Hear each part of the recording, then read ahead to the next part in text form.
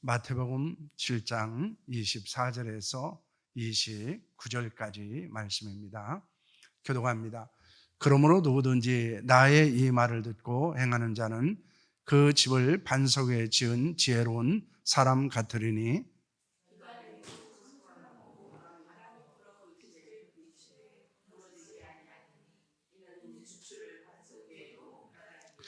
나의 이 말을 듣고 행하지 아니하는 자는 그 집을 모래 위에 지은 어리석은 사람 같으리니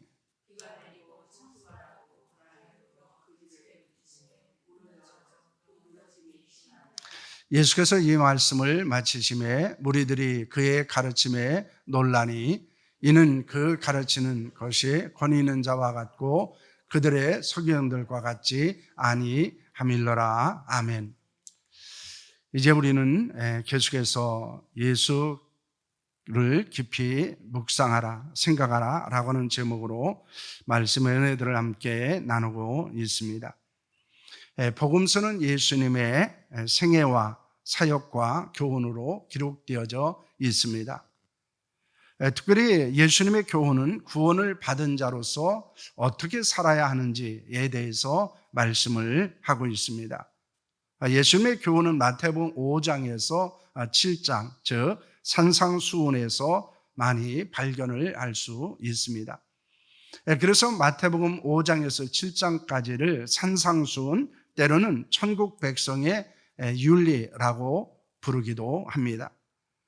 산상수훈은 예수님께서 산에서 자신을 따르는 사람들을 향해서 천국 백성으로 어떻게 살아가야 하는지에 대해서 교훈을 하고 있습니다.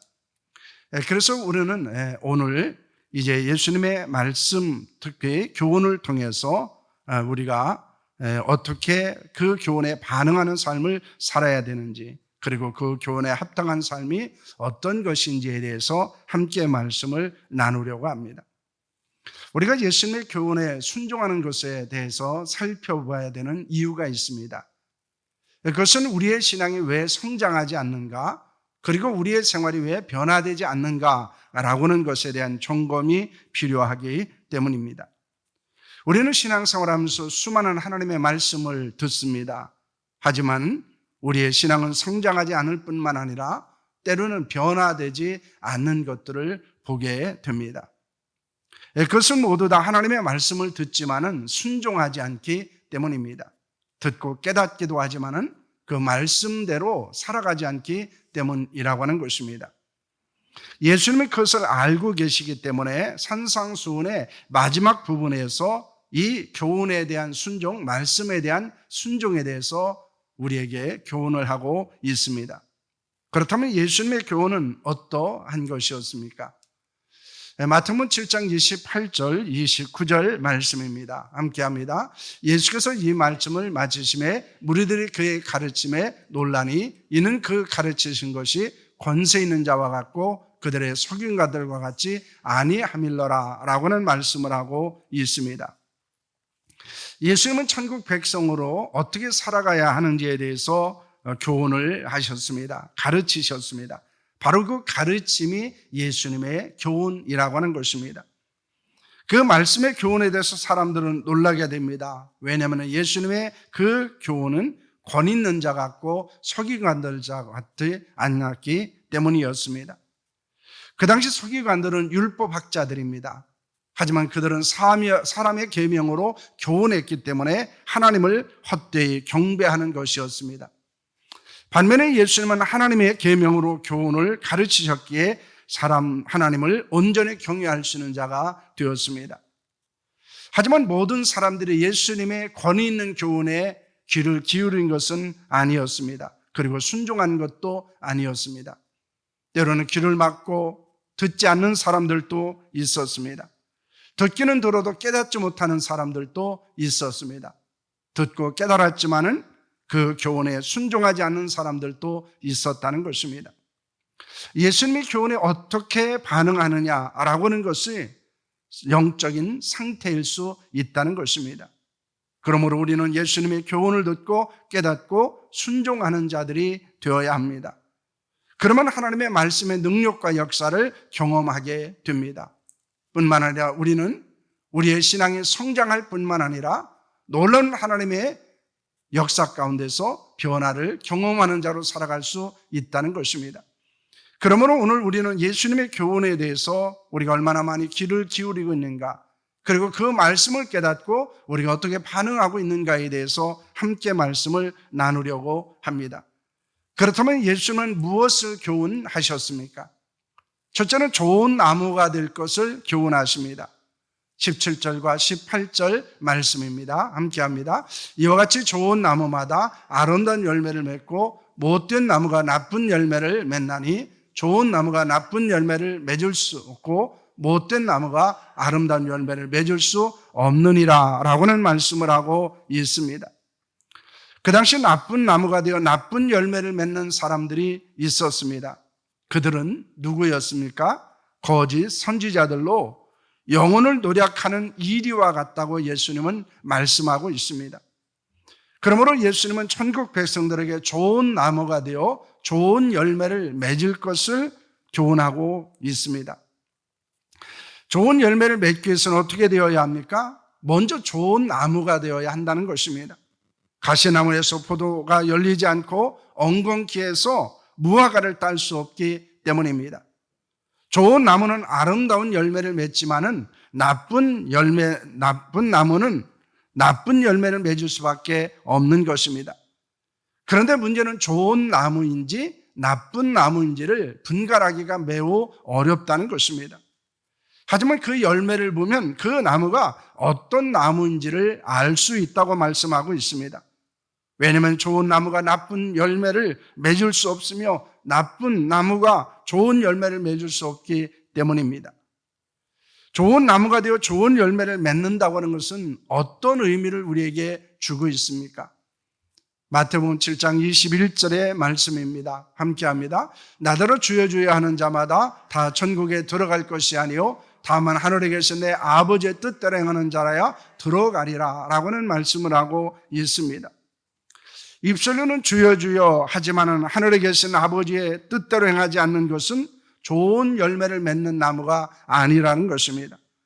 좋은 나무로 좋은 열매를 맺는 것은 순전한 신앙의 고백과 함께 온전한 삶이 있어야 된다는 것을 교훈하고 있습니다. 왜냐하면 진정한 신앙생활은 입술의 고백을 넘어서 삶으로 신앙을 증명하는 자들이 되어야 하기 때문입니다. 그러므로 내가 좋은 나무인지를 알 수 있는 것 중에 하나가 무엇입니까? 그것은 우리가 하나님의 말씀에 내로 살아가고 있는가, 그리고 우리가 입술의 신앙의 고백을 넘어서서 삶을 통해서 그 신앙을 증명하는 삶을 살고 있는가를 돌아봐야 한다는 것입니다. 지금도 많은 그리스도인들이 종교적인 생활을 하고 있지만은 하나님의 뜻에 합당한 삶을 살고 있지는 못하기도 합니다. 그들은 하나님의 뜻과 상관없는 삶을 살아가고 있습니다. 그리고 그렇게 살아가며 신앙생활을 때로는 잘하고 있다고 생각하기도 합니다. 에베소 5장 9절과 10절 말씀을 보시길 바랍니다.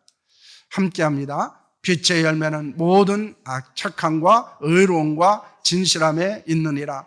주를 기쁘시게 할 것이 무엇인가 시험하여 보라 라고는 말씀을 하고 있습니다.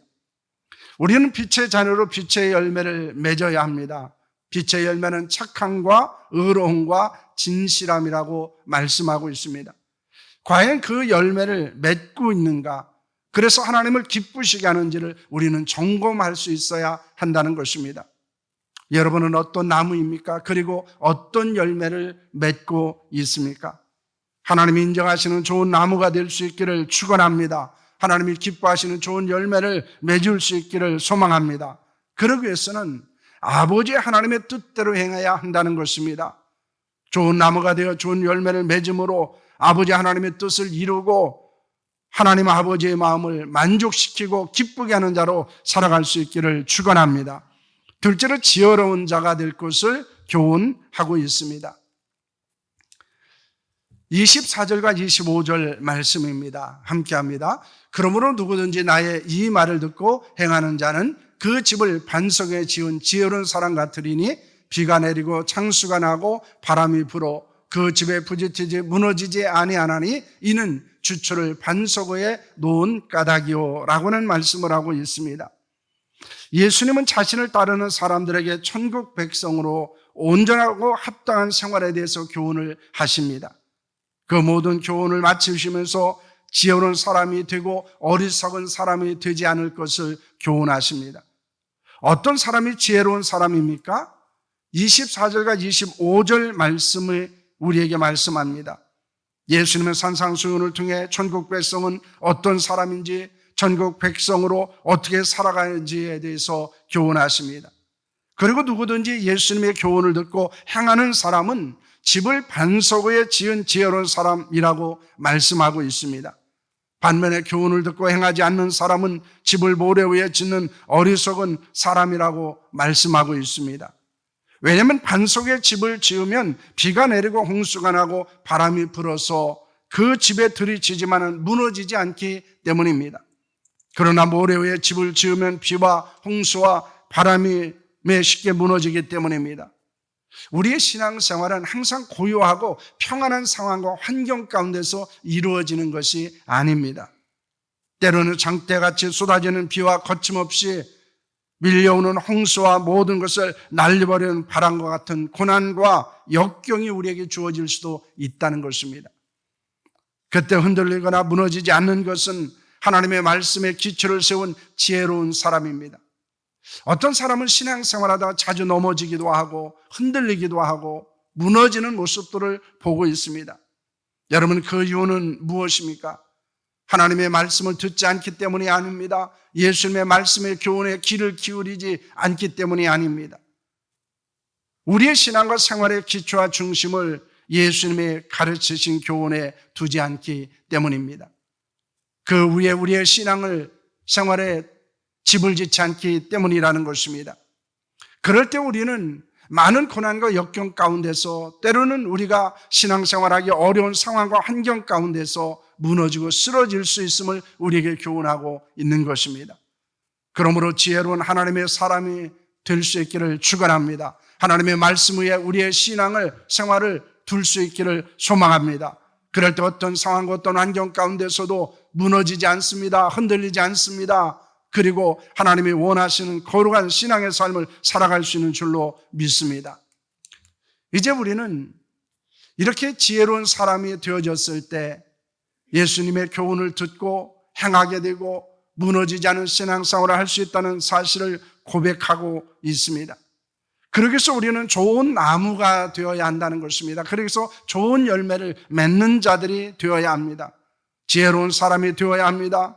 어떤 상황에서도 허물어지지 않은 신앙생활을 해야 한다는 것입니다. 특별히 그것은 하나님의 뜻에 합당한 삶을 살아가는 것입니다. 하나님과 뜻에 온전히 순종하는 삶을 살아가는 것입니다. 신앙과 생활의 기초와 중심을 예수님의 말씀 교훈에 두는 것입니다. 그러므로 오늘 이 시간에 우리는 예수님의 교훈을 깊이 생각했으면 합니다. 그리고 내 자신이 좋은 나무인가, 그리고 좋은 열매를 맺고 있는가를 돌아볼 수 있었으면 합니다. 그리고 내가 어리석은 사람인지 지혜로운 사람인지를 돌아보았으면 합니다. 내가 반석 위에 집을 짓는 신앙생활을 하고 있는지 아니면 모래 위에 집을 짓는 신앙생활을 하고 있는지를 돌아볼 수 있기를 소망합니다.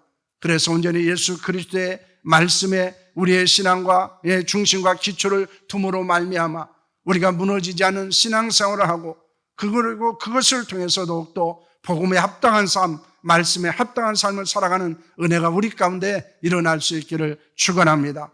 특별히 예수님의 교훈을 우리가 깊이 생각하면서 내가 좋은 나무인지 지혜로운 자인지를 돌아보고 하나님이 주시는 은혜 안에서 우리가 좋은 열매를 맺고 우리가 어떤 상황과 환경 가운데서도 무너지지 않는 신앙생활하는 자들이 될 수 있기를 축원합니다. 기도하겠습니다.